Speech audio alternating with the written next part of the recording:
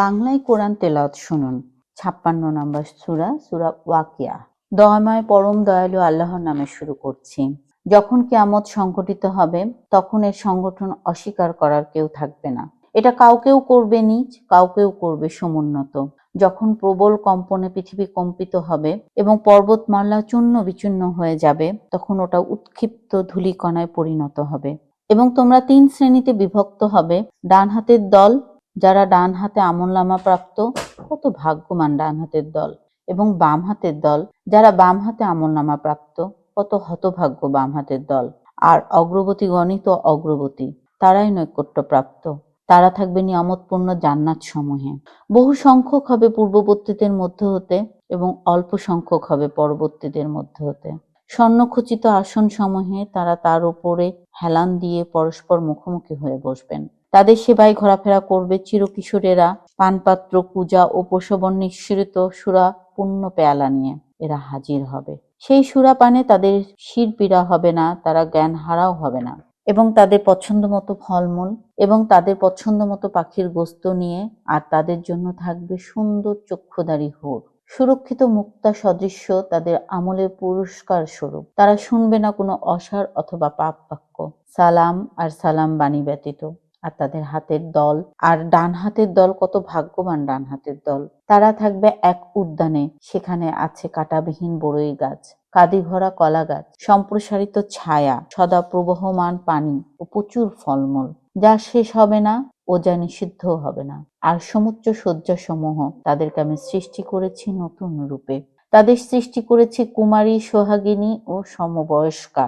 এসব ডান হাতের লোকদের জন্য। তাদের অনেকে হবে পূর্ববর্তীদের মধ্য হতে এবং অনেকে হবে পরবর্তীদের মধ্য হতে। আর বাম হাতের দল, কত হতভাগা বাম হাতের দল, তারা থাকবে লু হাওয়ার প্রবাহ উত্তপ্ত পানিতে, কালো ধোঁয়ার ছায়ায়, যা শীতলও নয় আরামদায়কও নয়।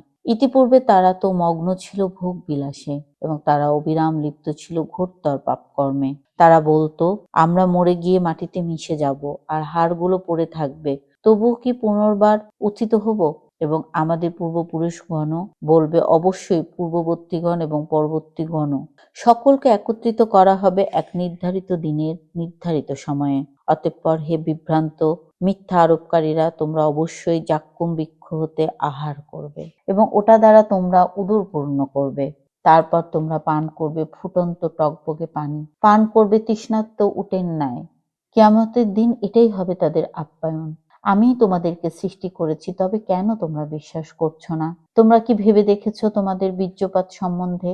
ওটা কি তোমরা সৃষ্টি করো না আমি সৃষ্টি করি? আমি তোমাদের জন্য মৃত্যু নির্ধারিত করেছি এবং আমি অক্ষম নই এ ব্যাপারে যে আমি তোমাদের মতো অন্যকে পরিবর্তন করে নিয়ে আসবো এবং তৈরি করব তোমাদেরকে এমন আকৃতিতে যা তোমরা জানো না। তোমরা তো অবগত হয়েছে প্রথম সৃষ্টি সম্বন্ধে, তবে তোমরা কেন উপদেশ গ্রহণ করো না? তোমরা যে বীজ বপন করো সে বিষয়ে চিন্তা করেছো কি? তোমরা কি ওতে অঙ্কুরিত করো? না আমি অঙ্কুরিত করি। আমি ইচ্ছা করলে একে খড়কুটায় পরিণত করতে পারি। তখন তোমরা হতবুদ্ধি হয়ে পড়বে, বলবে, আমাদের তো বরবাদ হয়েছে, বরং আমরা বঞ্চিত।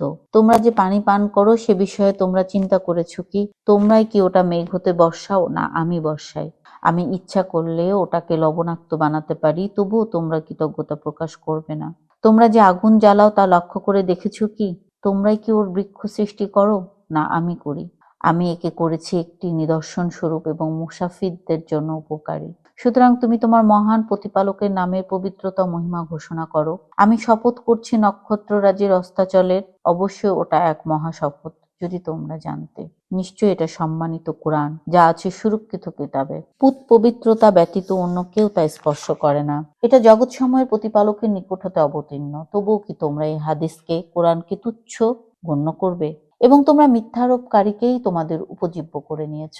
তবে কেন নয়? প্রাণ যখন কণ্ঠাগত হয় এবং তোমরা তখন তাকিয়ে দেখো, তবে কেন নয়? প্রাণ যখন কণ্ঠাগত হয় তখন তোমরা তাকিয়ে দেখো এবং আমি তোমাদের অপেক্ষা জানার দিক দিয়ে তার নিকটতর, কিন্তু তোমরা দেখতে পাও না। তবে কেন নয়? আমি যদি তোমরা প্রতিদান প্রাপ্ত না হও, তবে তোমরা ওটা ফেরাও না কেন? যদি তোমরা সত্যবাদী হও। যদি সে নৈকট্য প্রাপ্তদের একজন হয়, তার জন্য রয়েছে আরাম, উত্তম রিজিক ও নেয়ামতময় জান্নাত। আর যদি সে ডান হাতের একজন হয়, তাকে বলা হবে, হে ডান হাতওয়ালা, তোমার জন্য নিরাপত্তা। কিন্তু সে যদি মিথ্যা আরোপকারী ও বিভ্রান্তিদের অন্যতম হয়, তবে রয়েছে আপ্যায়ন টগবগে পানি দ্বারা এবং জাহান্নামে গমন। নিশ্চয়ই এটা চূড়ান্ত সত্য, অতএব তুমি তোমার মহান প্রতিপালকের নামের পবিত্রতা ও মহিমা ঘোষণা করো। আমিন।